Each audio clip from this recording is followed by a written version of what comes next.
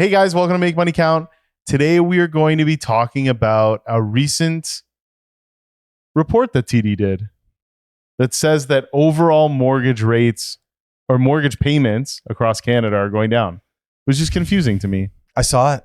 I saw it when you sent it to me, and I was very excited. I feel like it's a bit of a role reversal today. Yeah, I know, right? I feel like you're talking about the thing. About the market. Yeah. Well, yes. I look forward to it. They put out a report that said that payments are down. Overall mortgage payments are down by 1.7%. This was in the final 2 quarters of 2024. I think they've come up a little bit since then, but overall mortgage payments are going down. Very confusing. Now, what they had mentioned is that when they gave us kind of the breakdown of what they thought was happening was that 1/3 of mortgages that are renewing in the next little bit were mortgages that were actually taken out over the past couple years, short-term fixed or variable rates. And 40% of those were mortgages that happened during the kind of cycling period of the rates. Like when rates were higher. Yeah, when rates were kind of going up and coming back down. And then the remainder are the people that are really going to feel the sting. So, and they were also talked about, which I found very interesting, and I was kind of getting what they were saying in the beginning of the report, but they were also saying that it's more likely that people with bigger mortgages, so like the bigger volume of mortgages, are the short-term fixed and the variable rates. Yeah, more indebted Canadians gravitate to variable rates or shorter terms. Right.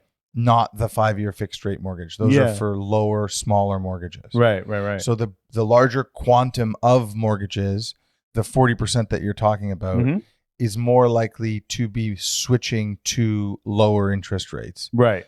Because they pivoted to variables and short-term fixeds during a period of time where rates were elevated. Right. And they have the 5.5s like we do. Well, not you anymore. I'm variable, bro. But me. Yeah. Well. Yeah. Keep rubbing it in.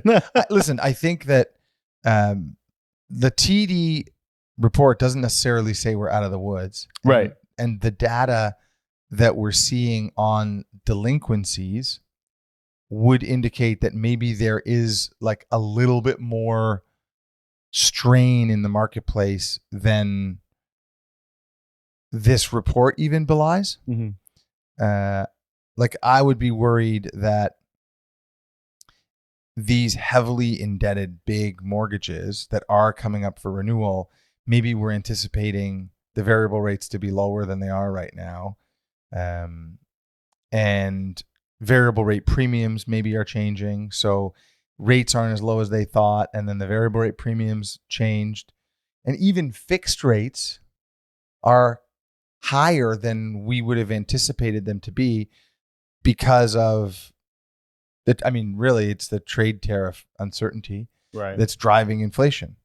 So I think that everybody involved would, and the Bank of Canada governor mentioned it, I think like everybody involved would be much happier to have seen this trade dispute dealt with already so that the Bank of Canada can go ahead and do what it needs to do. Like, I don't want to interrupt your reporting no too much, but like the other thing is like, the jobless rate in Canada continues to increase.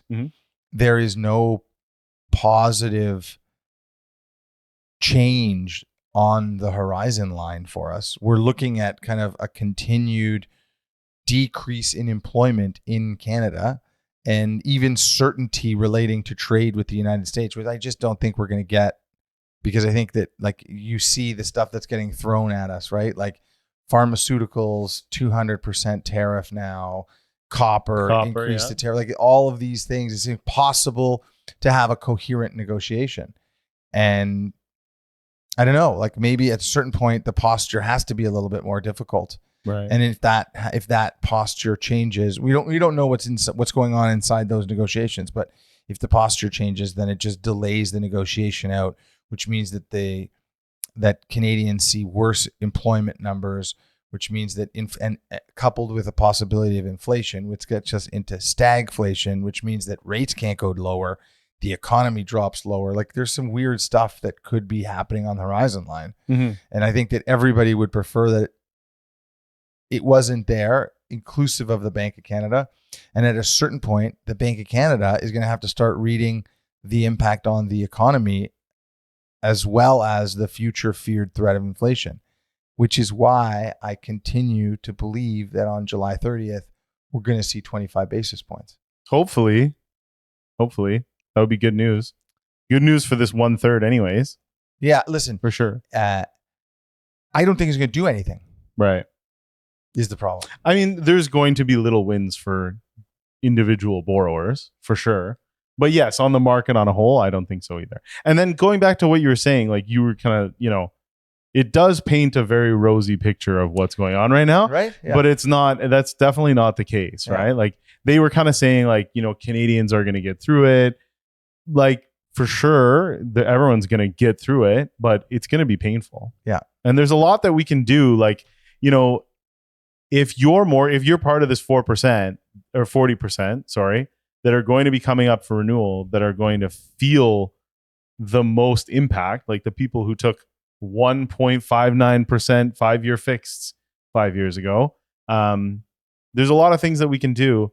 We can't work miracles, but there's a lot of tricks that we can kind of look at, which were also cited in the TD report, like pushing out your amortization, if perhaps accessing some equity to kind of combat your payment a little bit. We can take a look at that for you, but at the end of the day, people are going to be in pain for sure. That's a good point, right? So on the renewal, it is really critical that you understand the fulcrums that you have against your bank when you're negotiating. Mm-hmm. And again, like your bank's not going to alert you to these things. But number one is you can negotiate that amortization to be extended. Mm-hmm. So you could be in year 20 of a 25-year amortization by the time your mortgage matures, but you could really benefit by switching to year 30. Right. To reduce that monthly payment so that you're not as encumbered by it. And then you can switch it back by changing your payment frequency, by adjusting the amount that you prepay on your mortgage. You can switch it back yourself over the like midterm of your new 5-year fixed mm-hmm. rate or variable rate or whatever mortgage you take. So it's important to understand that. And the other thing that's important to understand is your bank's not going to tell you about that because your bank doesn't want to report to their shareholders that a higher percentage of the loans in their book have migrated to longer amortizations. That's something that they're judged on. So they're not telling you, hey, do you want to increase your amortization? You have to be your own advocate. Right. And the second thing is that like we're dealing with this massive equity compression right now where people had mortgages where some of them were just accumulating interest into their principal. And simultaneously, property values have fallen, 25, 30%? Mm-hmm. In some cases more. That equity compression means that it's so crucial that you get your own appraisal, not your bank's appraisal. Right. Like information is key all across the board, and who controls that information is so critical that if you just go to your bank and say, oh yeah, I mean, obviously I need to renew my mortgage. What's the rate you're going to give me? Can you get an appraisal? Your negotiation is no longer just what's the rate. It never should be, but it's no longer just what's the rate. It's what's the interest rate?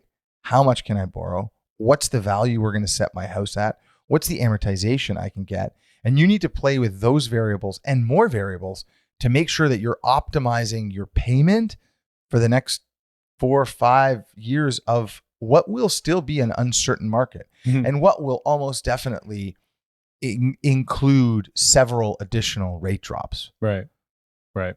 I think, the one thing you said about the amortization, that we were talking about the amortization, if the banks and the government are so concerned about people being able to afford their mortgage, they should make this a more of a thing, right? Like you can push out your amortization without having to requalify and, get another mortgage or whatever the case may be. Are you new or something? What? Why would the bank? The banks don't care about the customer, right? Like the bank is concerned with what their shareholders want to see on their quarterly reports. And what they want to see right now is exposure to loans that have shorter amortizations and not longer ones. Right. They are void of compassion for the customer. Yeah. Yeah. The only thing that will change that is if they see customers leaving. Right. And then the other thing I'll say, the one thing that bugged me a little bit about this TD report is it assumes that all mortgage delinquency rates are created equally. Right.